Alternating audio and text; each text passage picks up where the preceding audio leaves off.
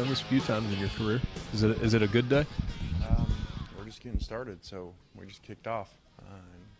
Didn't quite feel like SC Media Days in this room, I guess. A little bit different feel. What's your feel, big picture, going into this season? I don't know. I mean, we got so many transfers and so much work to do with that, from what you normally would think just as far as installing plays and getting them to learn systems, but then the other side of it, the culture side of things, that there's a tremendous amount of work to do with losing so many great leaders. So I'm just, working on getting ready for the beginning of camp and working one day at a time with them.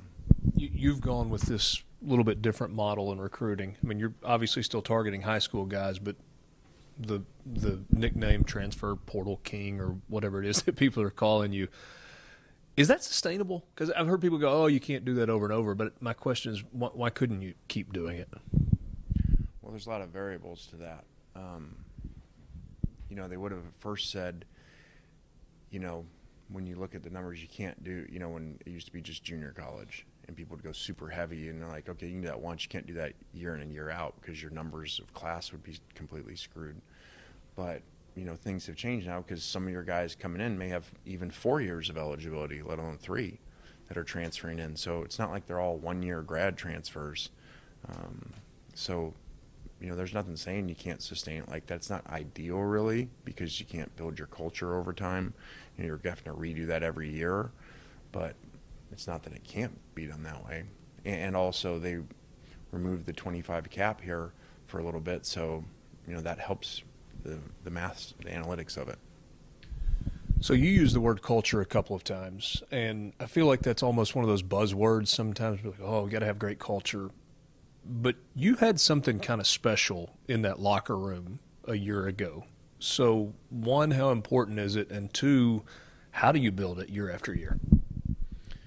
Well, a lot of that was not us. I mean, obviously we worked hard at it, but those were some unique, driven players, like it was just brought up Chance, who came in and, already had a great mindset. So, we did a lot of that work with them, but we were able to have some extremely competitive mindset guys that helped that.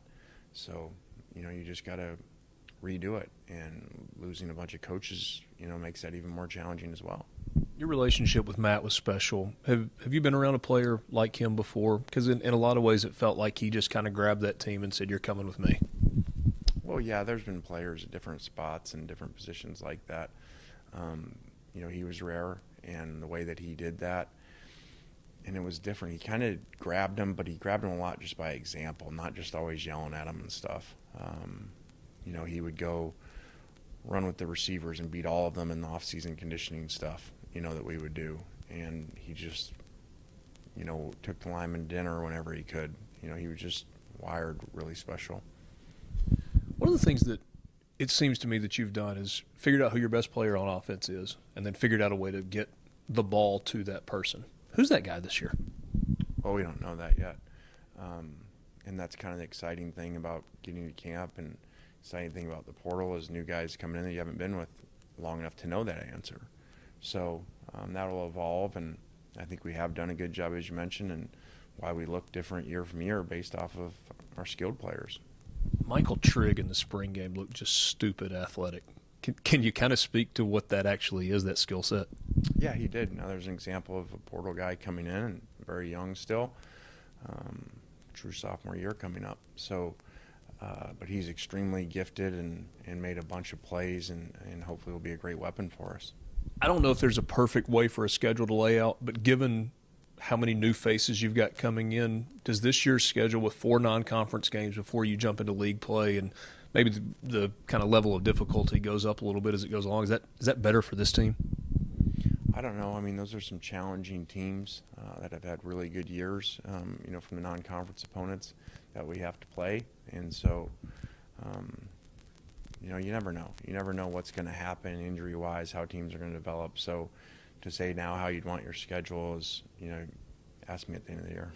Last thing for you, quarterback spot. There's obviously a competition there. What are you looking for as you trend toward making that decision? And is there a point in time where you would like to say, okay, this is when we'll make it? Well, you always want to make it earlier, the better, but you don't want to make it wrong. And so That's why a lot of times we wait to make sure, and we still screwed up. So the more information you can get in, the better to make the decision. I mean, they screwed up in the NFL. You know, you see, they go with this starter, and then after a couple games, they realize they go with a different one. So it'll happen when it happens. No tie today. You got the GQ look going.